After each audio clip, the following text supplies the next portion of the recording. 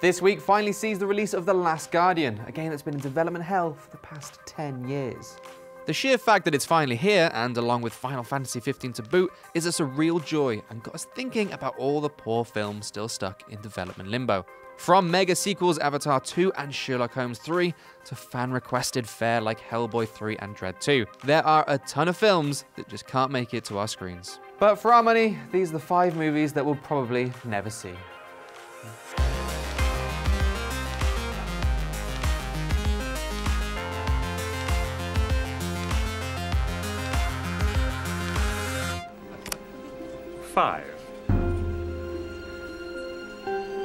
I'll stay. I suggest you hit, sir. I also like to live dangerously. Back in the late 90s and early 2000s, your dad likely had one really good impression. Sure, he had a backup Sean Connery, but he'd save his magnum opus for truly special occasions. Your mum would egg him on, and then after a few session ales, he'd stand up and let rip. Do I make you horny, baby? Do I? Do I make you randy? Yeah. After 3 uber-successful movies and hundreds of thousands of embarrassed children the world over, you'd think that we would have seen more from the international man of mystery. But alas, since 2002's Goldmember, the groovy penis pump enthusiast has been uncharacteristically quiet. HBO purchased the rights to make an Austin Powers cartoon series back in 1999, but that never amounted to anything. I mean, we did get Archer, so I doubt we'll ever see a Powers cartoon come to fruition. Seriously, Lana, call Kenny Loggins, because you're in the danger zone. And since 2008's Bomb the Love Guru, oh yes, remember that one, Mike Myers hasn't really been starring in all that much, barring a cameo in Inglourious Basterds and another Shrek. No! Get away from it! Of course. Although, things look to all be ogre for the Jolly Green Giant. It seems to be only living on in memes. Shrek is love, Shrek is life. Back in 2007, Myers said that he had an idea for the 4th movie, and that the story would be told from Dr. Evil's point of view. In 2008, he said that he was writing it, and rumours began to circulate that it would be called For Your Thighs Only. Nice. When pressed earlier this year, Myers revealed that everything is being negotiated and worked out and all that stuff. And here's a never-before-seen photo of Mike Myers as he was answering that question.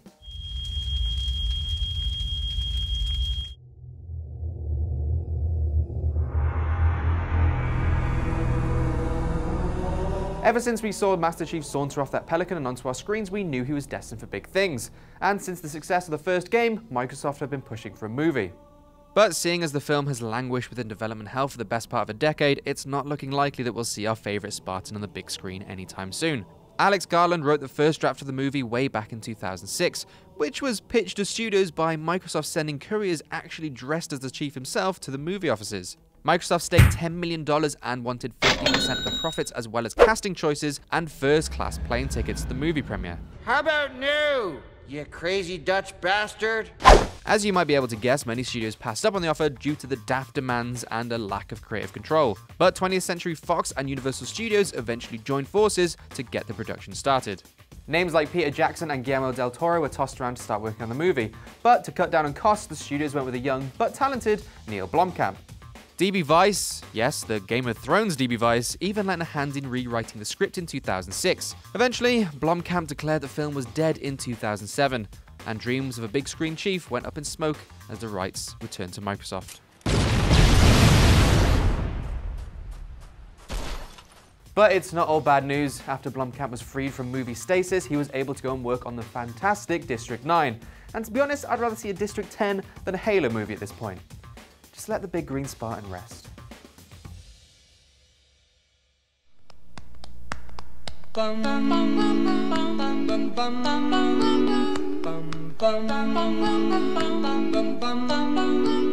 Mr. Sandman, bring me a dream. Sandman is one of the most revered comic book properties of all time, so it's no surprise that Hollywood has been dreaming of adapting it for the small and big screen. But dreams are the realm of Morpheus, and he's having none of it. Despite his best efforts, attempts to adapt Sandman have repeatedly failed, Warner Brothers initially put Sandman into development in the 1990s with Pulp Fiction co-writer Roger Avery attached, and apparently he absolutely shit the bed. Neil Gaiman later described it as quite easily the worst script he'd ever read. That was strike one, and with the movie hitting a brick wall, Warner Brothers decided to take a second crack at Sandman, but this time as a TV show. For this, Warner Brothers tapped Eric Kripke, the creator of Supernatural, which I maintain had an excellent first few seasons and is well worth watching if you're into handsome fellas hunting demons and occasionally doing some stellar lip-syncing work.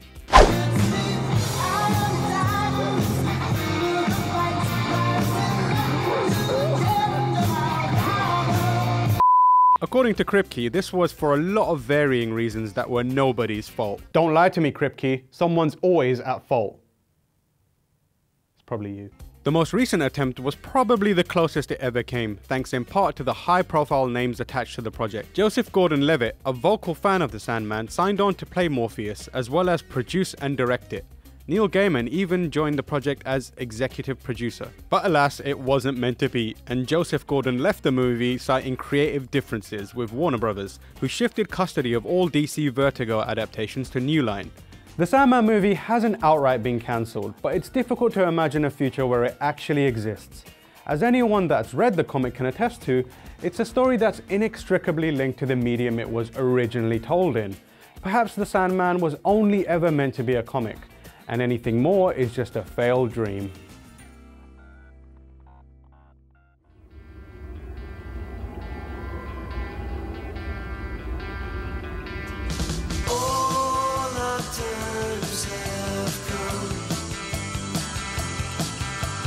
There's certainly been no shortage of Stephen King book-to-movie adaptations.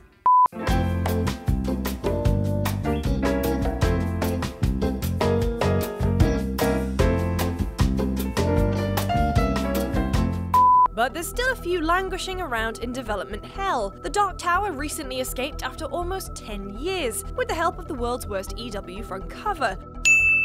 But the one I'm lamenting the most is The Stand. Back in the 80s, King wanted horror maestro George A. Romero to direct a movie working from his screenplay. But due to the novel's immense length of 1,000+ pages, cutting it down to fit into a 2.5-hour flick proved difficult. TV networks thought that a show based on a book where 99.4% of the world's population choke on their own phlegm and die was a bit too dark, but King worked his magic and got a miniseries on ABC in 1995. King, who was presumably still reeling from Kubrick's version of The Shining, which he famously hated, decided that he would write the screenplay himself.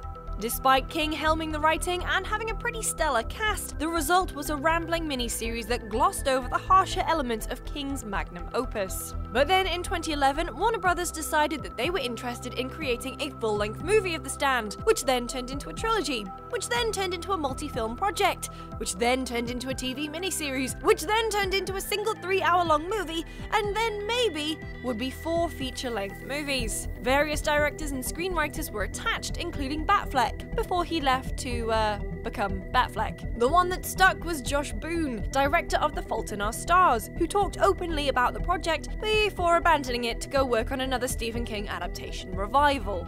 Maybe we just shouldn't get our hopes up for this one, okay? Okay.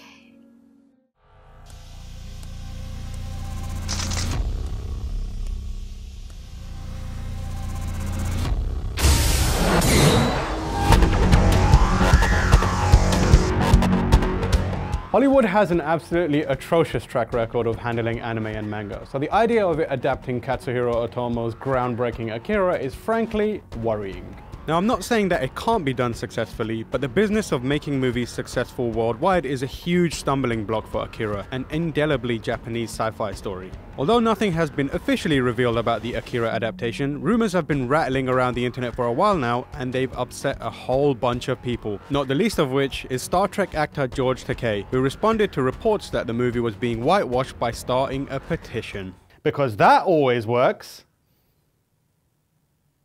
Rumors indicated that the list of actors being considered for the roles of Tetsuo And Canada! include sparkling vampire Robert Pattinson, mediocre Spider-Man Andrew Garfield, Charles Xavier with hair James McAvoy, Tron Dude Garrett Hedlund, Michael Fassassin-Bender, Crabkin Kirk Chris Pine, Justin Trouser Snake, and Joaquin Phoenix's whole face.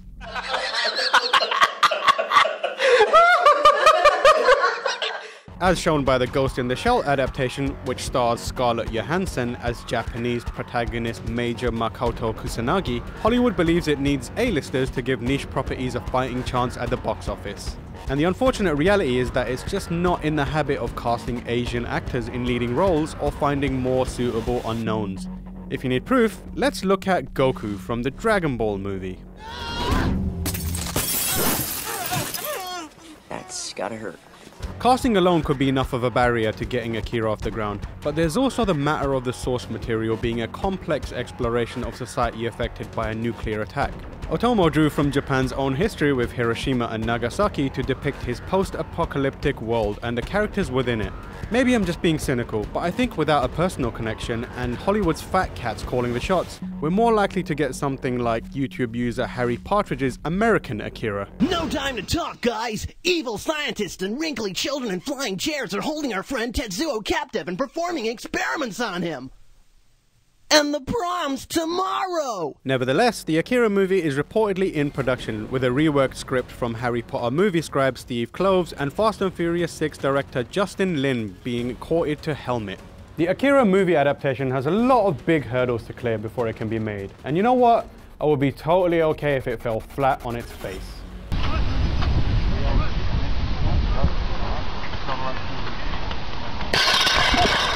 So unfortunately, those are the 5 movies that we'll probably never see. If there are any films that you've got a hankering for, let us know in the comment section below. And for more videos like this, make sure you subscribe to GameSpot.